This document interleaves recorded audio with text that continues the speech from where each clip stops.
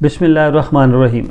قرآن حکیم اس بات کی نشاندہی کرتا ہے کہ ساری دنیا امن کی دنیا ہے۔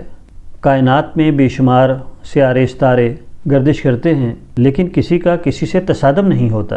یہی رویہ انسان سے بھی مطلوب ہے۔ سورہ نساء کی آیت نمبر 124 میں ارشاد ہے، اگر کسی عورت کو اپنے شوہر کی طرف سے بدسلوکی اور بے رخی کا اندیشہ ہے تو اس میں کوئی حرج نہیں کہ وہ صلح کر لیں، صلح بہتر ہے۔ اور انسان کی طبیعت میں حرص بسی ہوئی ہے، اگر تم اچھا سلوک کرو اور خدا ترسی سے کام لو تو جو کچھ تم کرو گے اللہ اس سے باخبر ہے۔ قرآن ہمیں متنازع معاملات میں مفاہمت کی پالیسی اختیار کرنے کا حکم دیتا ہے، جس آیت کا ترجمہ بیان ہوا ہے۔ اگرچہ یہ آیت ظاہری سیاق و سباق کے حوالے سے میاں بیوی کے انبن اور ناموافقت کے حوالے سے ہے، تاہم قرآن ایک خاص پس منظر میں ایک حکم عام جنرل ڈائریکشن دیتا ہے، کیونکہ مفاہمت ایڈجسٹمنٹ گھریلو تنازعات کو دور کرنے کے لیے بڑا مؤثر کردار ادا کرتی ہے۔ یہی طریقہ کار ہماری قومی اور بین الاقوامی لڑائیوں، تنازعات اور کشیدگیوں میں بھی بہت مؤثر ہے۔ جب بھی لوگوں کے درمیان رنجشیں کھڑی ہو جائیں تو انہیں دور کرنے کے لیے اس کے علاوہ اور کوئی چارہ نہیں کہ آپس میں ایک دوسرے کے ساتھ ایڈجسٹ کیا جائے اور تصادم کے بجائے مفاہمت کی پالیسی اختیار کی جائے۔ صلح جوئی جو ہے وہ بہترین راستہ ہے۔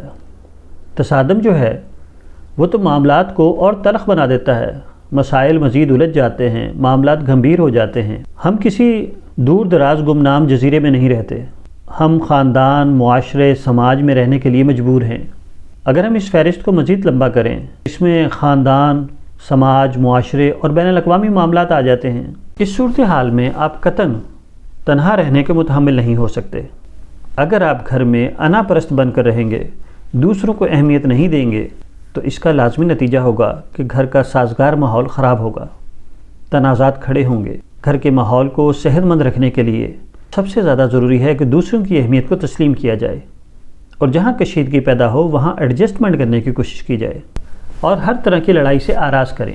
آپ کی یہ پالیسی آپ کے وقت اور توانائی کو ضائع ہونے سے بچائے گی۔ سوال صرف یہ نہیں ہے کہ اس سے دوسروں کو فائدہ ہوگا، اصل اس کی اہمیت اس لیے ہے کہ اس کا فائدہ ہمیں زیادہ ہوگا، کیونکہ ہم اپنی زندگی کی راہ پر بڑی سموتھلی سفر کریں گے، ہم کامیابی کی طرف بڑی تیزی سے بڑھیں گے، ہم اپنی تعمیر کے لیے اپنا وقت اور توانائیاں صرف کریں گے۔ یہ حکمت عملی ہمیں موقع فراہم کرے گی کہ ہم اپنے مقاصد و اہداف کے لیے زیادہ سے زیادہ اپنے آپ کو وقف کریں۔ اگر آپ تصادم کی راہ پر چلتے ہیں تو یہ حکمت عملی آپ کی زندگی کو اجیرن بنا دے گی۔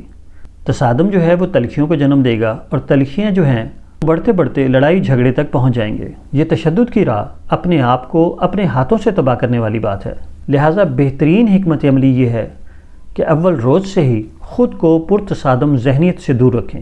جب ہم یہ حکمت عملی اختیار کرتے ہیں تو ظاہری طور پر ایسا لگتا ہے یہ مصالحانہ رویہ ہمارے خلاف جا رہا ہے، لیکن اگر ہم تصادم کے نتائج دیکھیں وہ تو کلی طور پر ہمارے خلاف ہوتے ہیں، اور دوسری طرف وہ قانون فطرت کے بھی خلاف ہے۔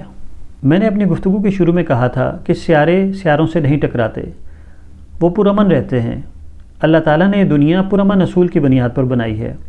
جب انسان انسان سے لڑتا ہے تو وہ انسان بامقابلہ انسان نہیں ہوتا، بلکہ وہ انسان بامقابلہ فطرت ہوتا ہے، اور یہ ایک مسلمہ حقیقت ہے کہ انسان فطرت سے لڑ نہیں سکتا اور نہ اس کا راستہ تبدیل کر سکتا ہے۔ لہٰذا ہمارے لیے بہترین حکمت عملی ہے کہ فطرت کے موافق اپنی پالیسی بنائیں۔